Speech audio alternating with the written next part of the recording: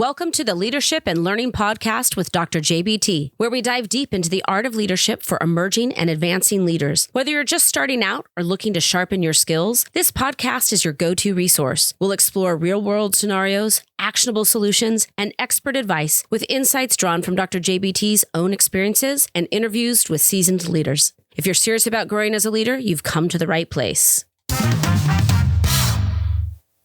Welcome back to Leadership and Learning with Dr. JBT. Let's talk about transparency. I want to start by sharing that I am a big fan of transparency. Leaders need to be transparent. Team members expect leaders to be transparent. Transparency fosters trust and mutual respect. In other words, let's agree that transparency is important and positive. The question is not about whether transparency is a good thing or not. It is about when, how, and who. As leaders, you get a lot of context in the workplace. You're in meetings with other leaders, having discussions about the business, policies, procedures, technology, the future, strategy, etc. You get what I'm saying? You've had time to think and reflect about decisions, usually long before they're actually made.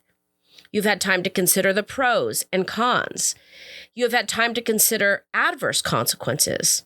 You have had time, but your team hasn't. When you share information in the name of transparency, you need to consider their context. Ask yourself questions like, is it too soon to tell them? When will it be too late? What information can I share now to prepare them that something is coming? I'm a firm believer that knowledge is power when shared. When shared is the key point there.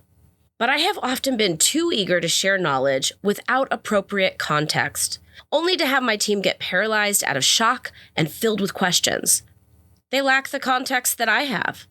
Okay, so here are two examples from my own experience. One was a failure and caused frustration and confusion.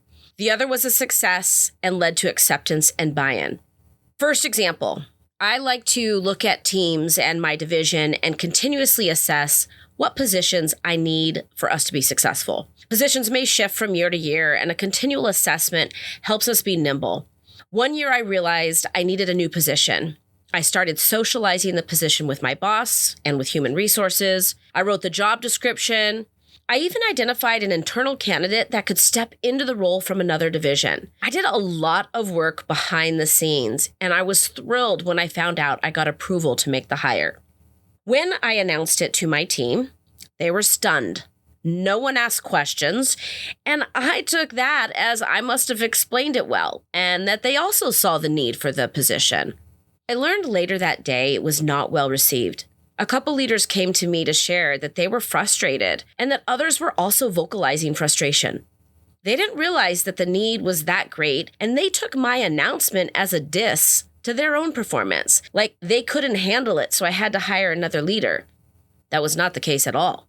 I was so surprised to hear this feedback. Whether I wanted to hear it or not, I knew I had to address it with my team. I didn't want the frustration and confusion to build, and it was building. I ended up calling a special meeting for the following day. I apologized for sharing with them after I made the decision. Key is after I made the decision. I apologized for not sharing how great the need was and that it was not a reflection of their performance. Rather, I was looking ahead and knew that we didn't have capacity for what was coming. I talked through why this person, why now, and the work I had done behind the scenes to get the position. I talked through how it would impact them positively, taking some of the work off their plate. They started asking questions, and we had a fruitful conversation, but it was iffy for a while. Looking back, I would have started talking about the need with my team much earlier on, sharing that why. I also would have likely shared the job description with a few of them to get their thoughts. Then when I shared it, I could have noted that a few people had already provided me feedback. There's a lot of ways that I could have done it differently. My second experience was also the creation of a new position, but I learned from my first experience, so I approached it quite differently. I had one-on-one meetings with individuals who were mostly impacted by the new position. I showed them the job description and invited conversation about the role and what the impact would be on them. We had a lot of dialogue. After those meetings, I opened up the dialogue with the rest of my team. I explained why we needed the position now, talked through how it would impact them. I talked about the interview process and shared the job description and the evaluation process. And people were engaged. They asked questions, but there were a lot less questions because I'd already had many one-on-one meetings. By the time it was announced broadly, there was buy-in about the position. What a different experience. As a leader, you do a lot of work that your team members never see or know about. You must ask the questions about what should be shared, when it should be shared, and who needs to be included. I also now ask myself, is this a phone call or an email or a meeting? Is it a meeting with everyone or one-on-one? Remember, they haven't had the time marinating on the decision for as long as you have. They have not been in the discussions about the decision where they would have had time to consider pros and cons and the impact. Don't make the same mistake that I made. Transparency without context leads to confusion and frustration.